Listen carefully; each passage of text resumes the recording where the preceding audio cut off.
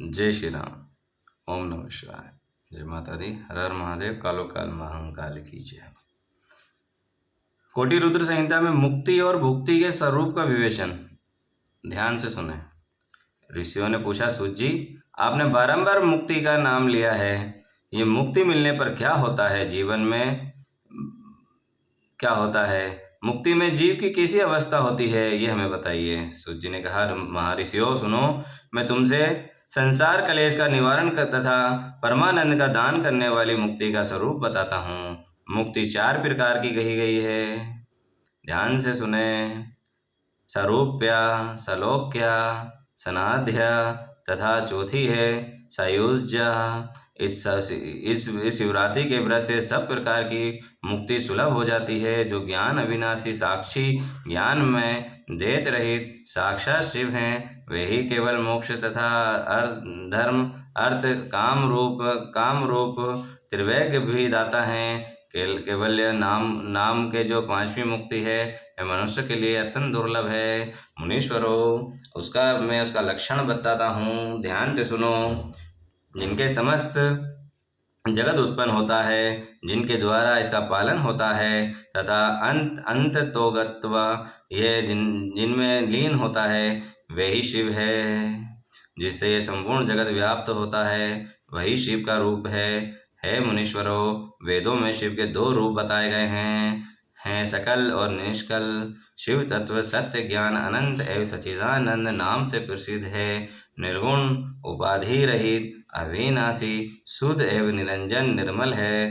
वे न लाल है, न पीला है, न सफ़ेद है, न नीला है, न छोटा है, न बड़ा है, और न मोटा है, न महीन है। जहाँ से मान सहित वाणी उसे ना पाकर लौट आती है, वे पर ब्रह्मा परमात्मा ही शिव कहलाते हैं। जिसे आकाश सर्वत्र व्यापक है, उसी प्रकार ये शिव तत्व भी सर्वव्यापी है।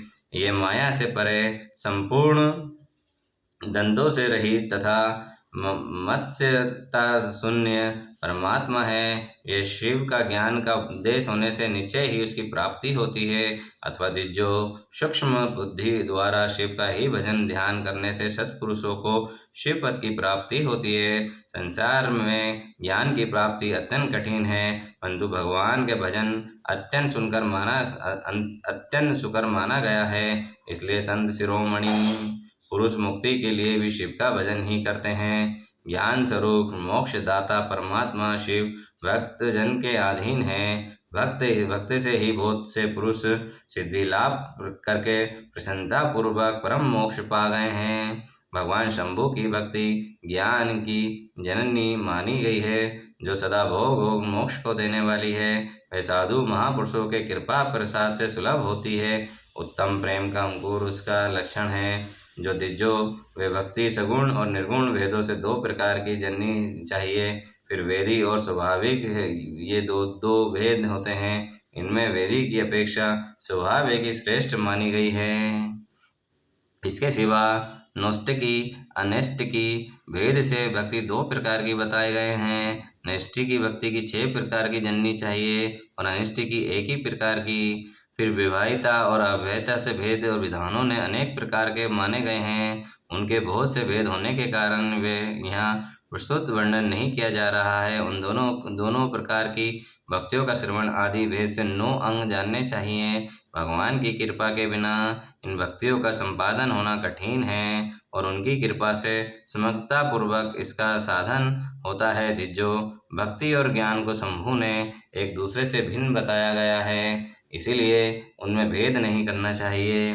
ज्ञान और भक्ति दोनों को ही साधक को सदा सुख मिलता है। ब्राह्मणों, जो भक्ति का विरोधी है, उसे ज्ञान की प्राप्ति नहीं होती। भगवान शिव की भक्ति कहलाने वाले ही शीघ्रता पूर्वक ज्ञान प्राप्त होता है। अंत मुनीश्वरों, महेश्वर की भक्ति का साधन करना आवश्यक है। उसी से सबकी सिद्धि होती है, इनमें संशय नहीं है। महर्षियों, तुमने जो कुछ पूछा था उसी का मैंने वर्णन किया है। इस प्रसंग को सुनकर जो मनुष्य पापों से निसंदेह मुक्त हो जाता है।